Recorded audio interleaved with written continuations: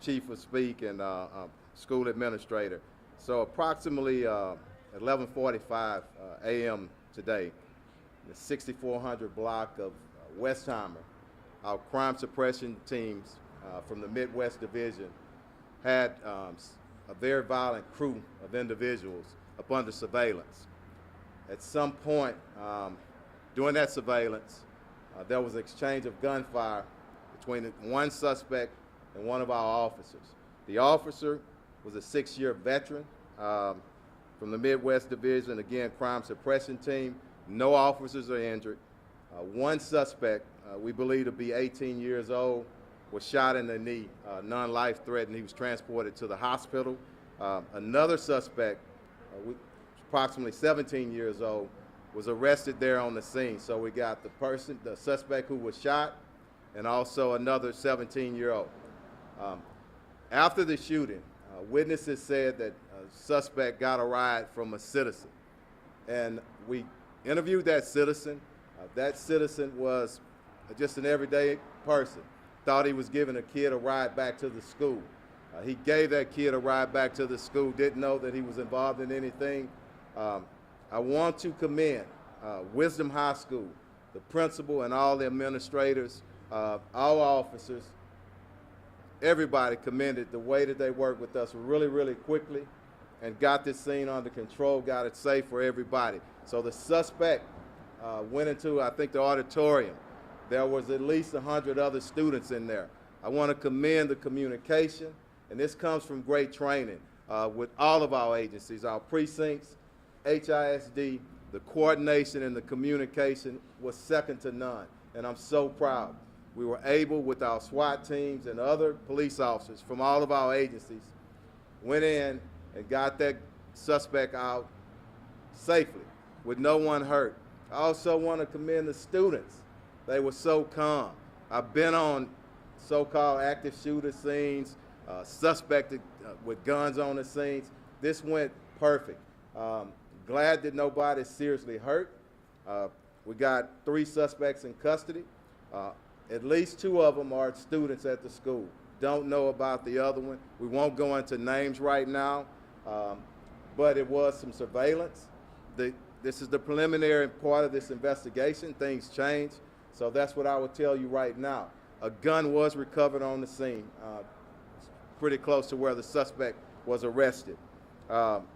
As we know, during an officer-involved shooting, our ID will conduct an investigation, administrative investigation. Our special investigative unit will conduct a criminal, and the district attorney's office will conduct their own independent investigation. So again, I want to commend everybody. It ended as well as expected, and it's again because of our great training. I want to bring his Cole out here for everybody. We're going to get Chief Lopez up and a few other people to say something and we'll entertain questions. Thank you. Thank you, Chief Fina. Chief Pete Lopez, HISD Police Chief, and I want to thank HPD, the constables, and all the responding agencies, HFD, in responding to this incident. As soon as we received notification that HPD was chasing a suspect and a suspect entered one of our campuses, we immediately initiated our lockdown procedures, and it was very successful. We secured all the students to make sure they were safe and all our staff members, and then we methodically started searching the area for the weapon and the student. Luckily, we found the student. He was took him in custody without any incident, and the investigation is going to be handled by HPD and then with some TAC team. So right now, I have Principal Brantley. He's going to give some information on dismissal for this afternoon. Thank you. So my name is Kenneth Brantley. I want to first of all say thank you to all of the supports for this active situation. I want to thank our local law enforcement, HISD PD. I also would like to thank HPD for their swift support of this situation, as well as HISD district personnel. So first and foremost, what all parents and what all the Wisdom High School community needs to hear is that students are safe. Students are safe. There was no casualties, no injuries to any of our students. That's first and foremost. And that's because, as we've already heard from our police chief, of the support, the training. I have to give a lot of credit to my team who quickly went into action. The reality is that we did have to go into lockdown because of this active situation. We were able to keep our students secure, and for those parents that are asking, we're still under lockdown because we're going to make sure that we have a very safe and secure dismissal. So that's my focus as principal of the school, is to make sure that we get our kids now safely home. Whether that's if they're a bus rider, if they're a car rider, if they're a walker, I want to make sure that all of my students get home safely. That is my priority right now. So we will have a dismissal that's going to be around the same time as we always do. So we're still, again, getting that plan finalized. What parents need to know is that bus riders will go home on the bus today. So if they're worried about, okay, my child's a bus rider, will they get home on the bus? Yes, buses will operate as normal. Our HIC buses, okay, our contracted service buses are also expected to be here on time as well. For our car riders and walkers, we will be releasing our building, but we're going to be doing it in a very coordinated fashion. So we're going to be releasing by areas of our campus. So it will not be one massive release. We'll be staggering our dismissal today to make sure that all of our students and our staff are safe as we prepare to release. So that needs to be our priority as a campus. It will remain our priority until the last student gets off campus today, is making sure our kids get home safely. Again, I want to give credit to where it is due. I have the luxury of having a lot of great support, and I have to give credit to the Most High God because we haven't seen any issues regarding casualties, and that's a blessing.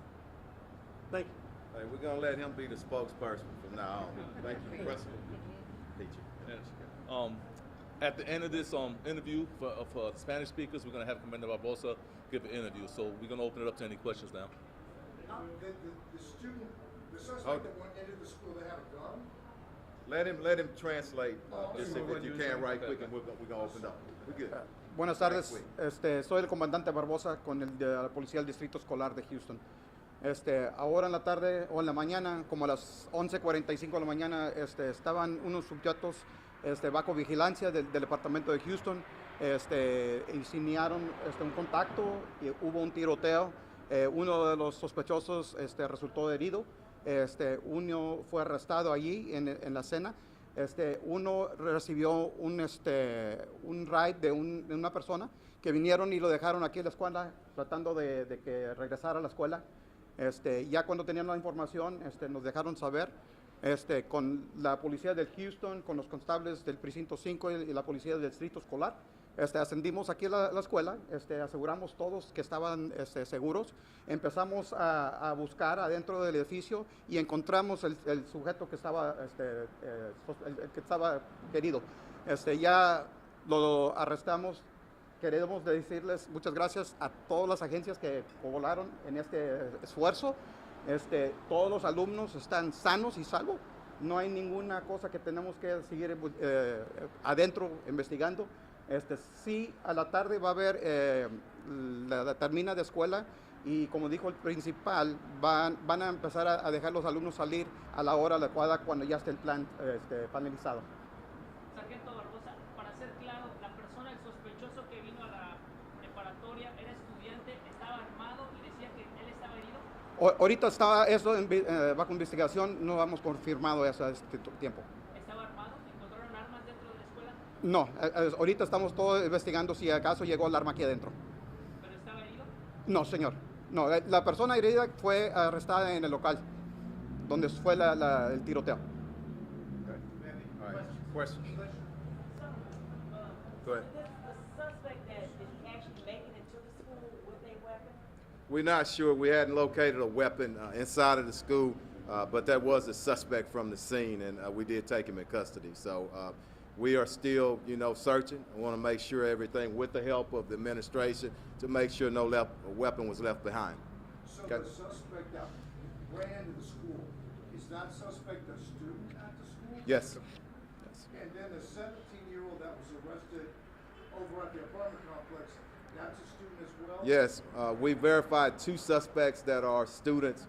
The third one, we're still trying to determine that right now. What was it that why were they kind of under surveillance, or what were they doing? I can't go into that right now, Randy. We'll get it to you a little bit later when we can.